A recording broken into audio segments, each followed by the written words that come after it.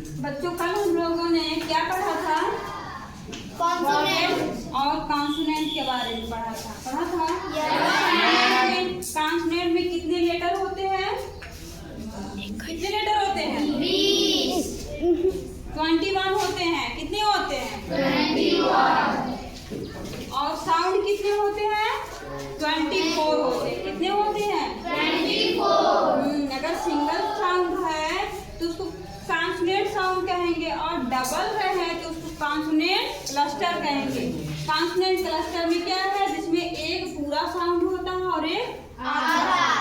कल हम लोगों ने कॉन्सोनेंट के बारे में बहुत बेहतरीन पढ़ा और आज हम किसके बारे में पढ़ेंगे?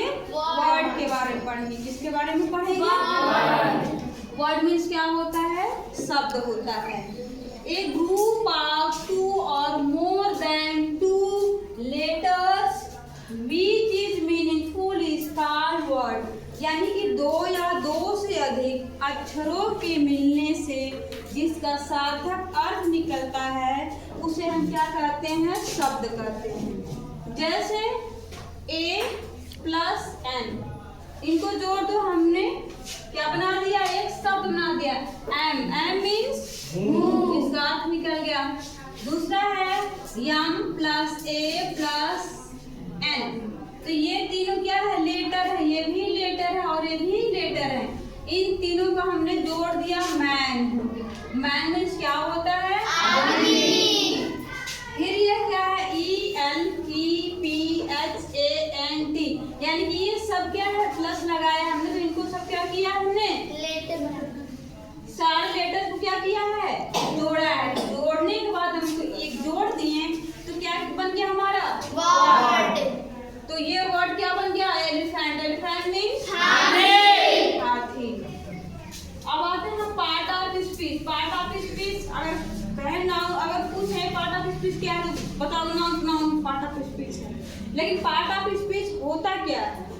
इसका अर्थ होता है शब्द भेद होता है। क्या होता है? शब्द भेद। शब्द भेद। The division of words in a sentence is called part of speech. यानी कि शब्दों का वाक्य में अलग अलग वर्गों में विभाजन करना क्या कहलाता है? पार्ट ऑफ स्पीच कहलाता है। On the basis of usages words are divided into 8 part. यानी कि वाक्य में प्रयोग के आधार पर जो वर्ड होता है वो 8 भागों में बांटा गया है। ठीक है?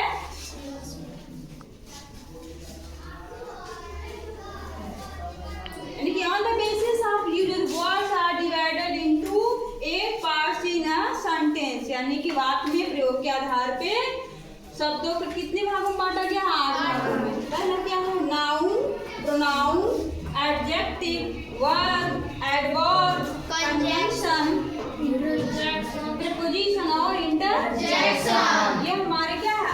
8 पार्ट ऑफ स्पीच है। ये हो गया है।